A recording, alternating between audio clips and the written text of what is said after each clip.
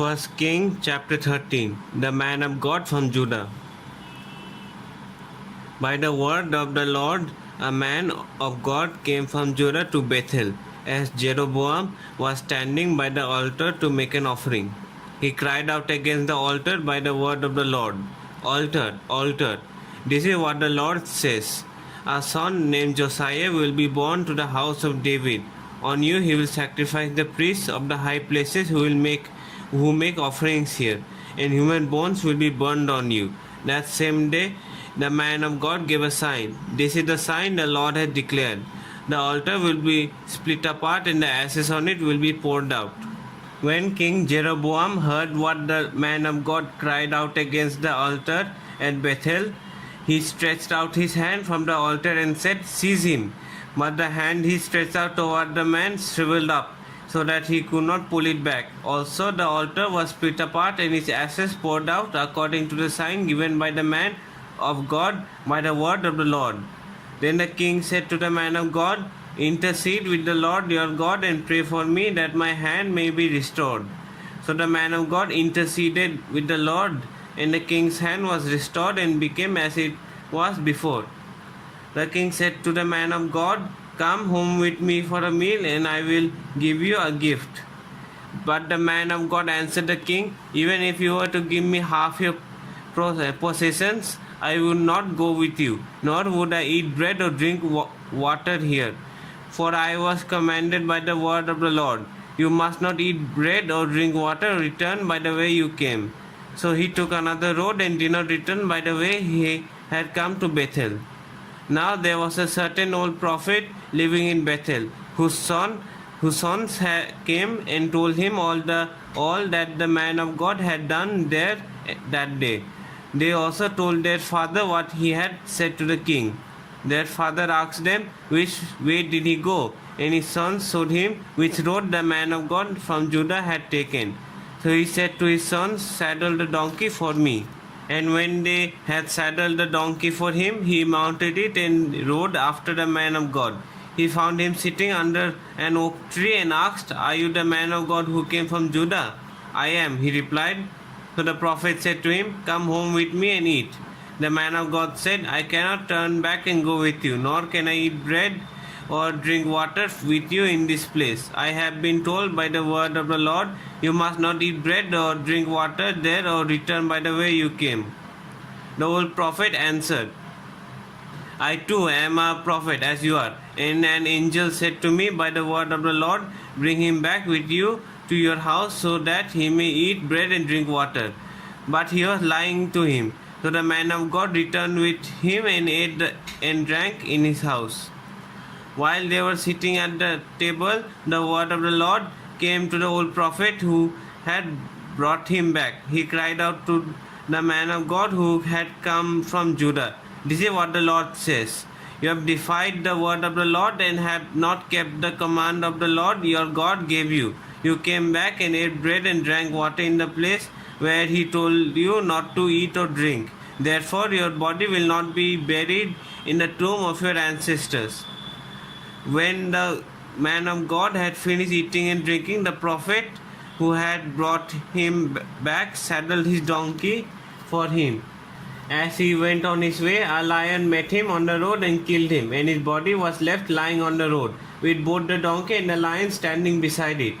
Some people who passed by saw the body lying there, with the lion standing beside the body, and they went and reported it in the city where the old prophet lived. When the prophet who had brought him back from his journey heard of it, he said, "It is the man of God who defied the word of the Lord. The Lord has given him over to the lion, which has mauled him and killed him, as the word of the Lord had warned him." The prophet said to his sons, "Saddle the donkey for me." And they did so.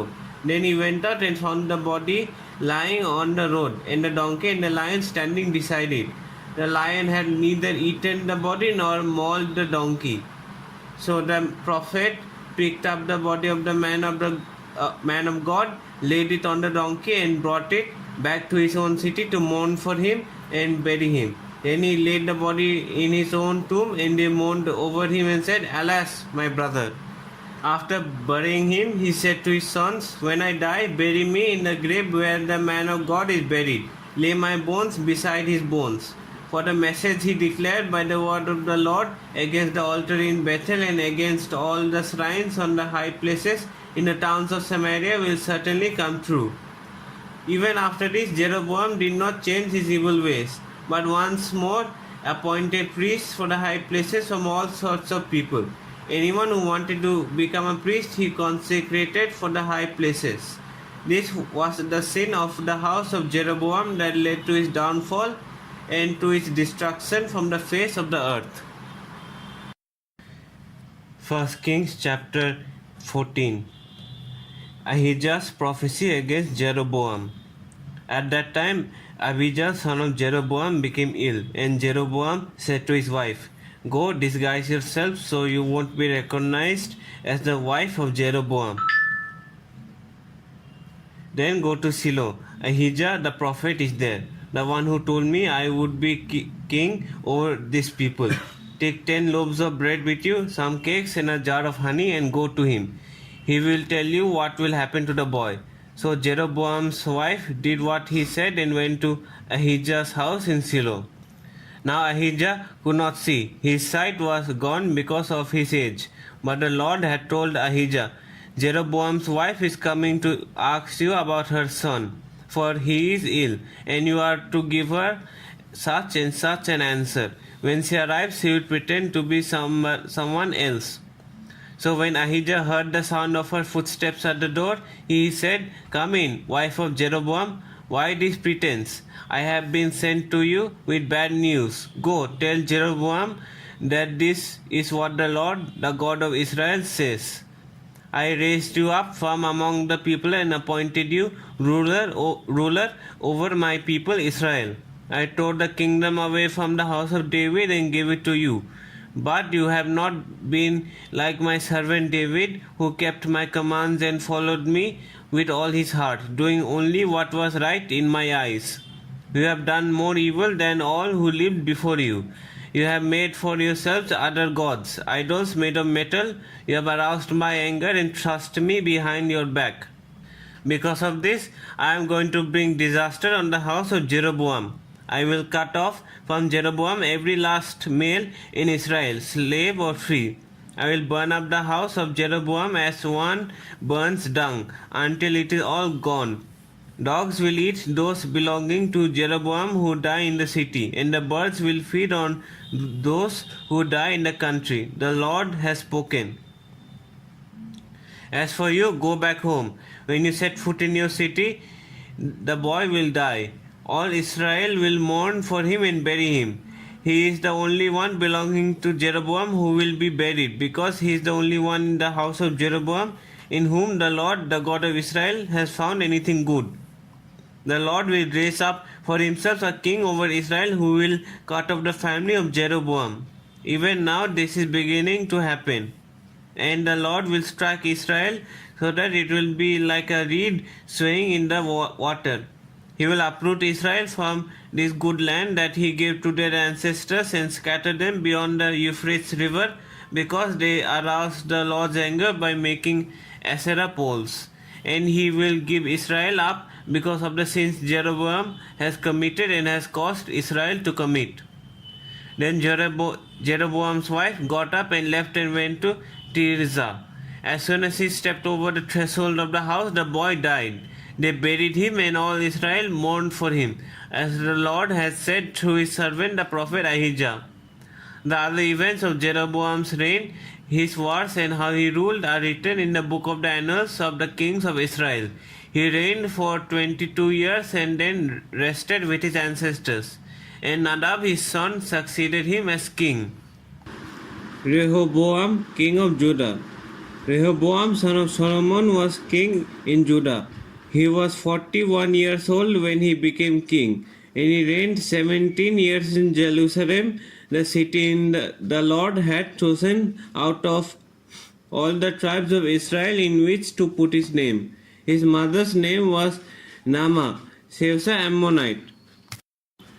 Judah did evil in the eyes of the Lord, By the sins they committed, they stirred up his jealous anger more than those who were before them had done.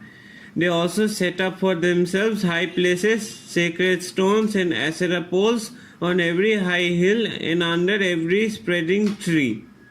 There were even male shrine prostitutes in the land. The people engaged in all the detestable practices of the nations the Lord had driven out before the Israelites. In the 5th year of King Rehoboam, Shishak, king of Egypt, attacked Jerusalem. He carried off the treasures of the temple of the Lord and the treasures of the royal palace. He took everything, including all the gold seals Solomon had made. So King Rehoboam made bronze seals to replace them and assigned these to the commanders of the guard on duty at the entrance to the royal palace. Whenever a king went to the Lord's temple, the guards bore the seals and afterward they returned them to the guard room. As for the other events of Rehoboam's reign and all he did, are they not written in the book of the annals of the kings of Judah? There was continual warfare between Rehoboam and Jeroboam, and Rehoboam rested with his ancestors and was buried with them in the city of David. His mother's name was Naamah. She was an Ammonite, and Abijah, his son, succeeded him as king. 1 Kings chapter 15. Abijah, king of Judah. In the 18th year of the reign of Jeroboam, son of Nebat, Abijah became king of Judah, and he reigned in Jerusalem 3 years. His mother's name was Maacah, daughter of Abisalom. He committed all the sins his father had done before him. His heart was not fully devoted to the Lord his God, as the heart of David his forefather had been.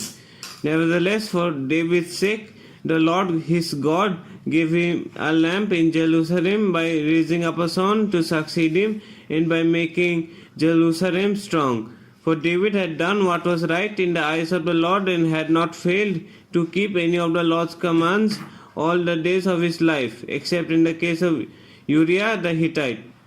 There was war between Abijah and Jeroboam throughout Abijah's lifetime.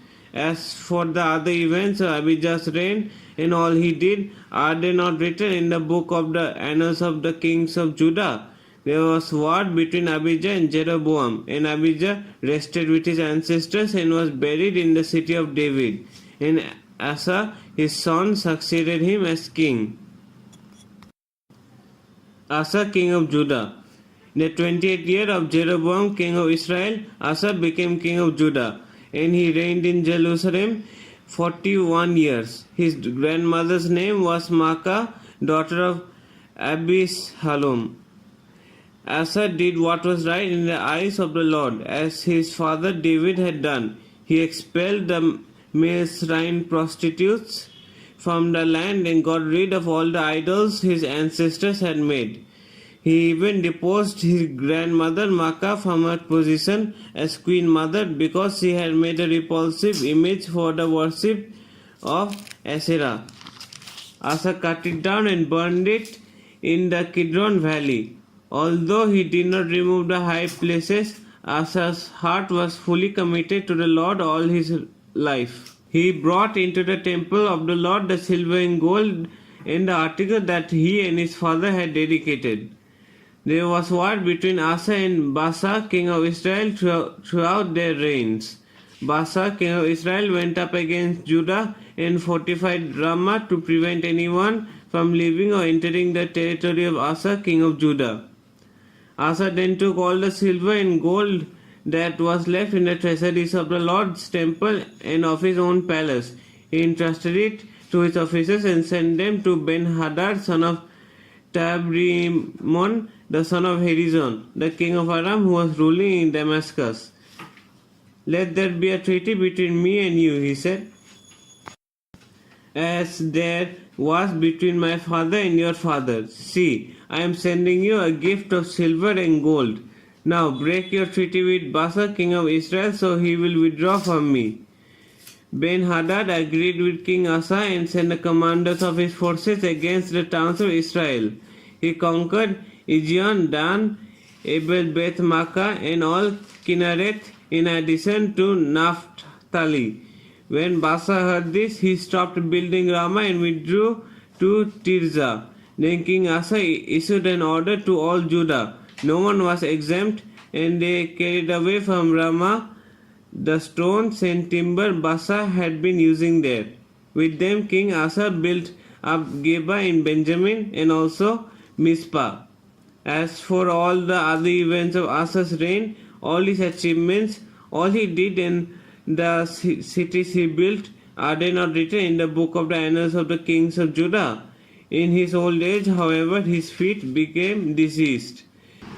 Then Asa rested with his ancestors and was buried with them in the city of his father David. And Jehoshaphat, his son, succeeded him as king. Nadab, king of Israel. Nadab, son of Jeroboam, became king of Israel in the second year of Asa, king of Judah, and he reigned over Israel 2 years. He did evil in the eyes of the Lord, following the ways of his fathers and committing the same sin his father had caused Israel to commit. Baasa, son of Ahijah of the house of Issachar, plotted against him, and he struck him down at Gibbethot, a Philistine town, while Nadab and all Israel were besieging it. Baasa killed Nadab in the third year of Asa, king of Judah, and succeeded him as king.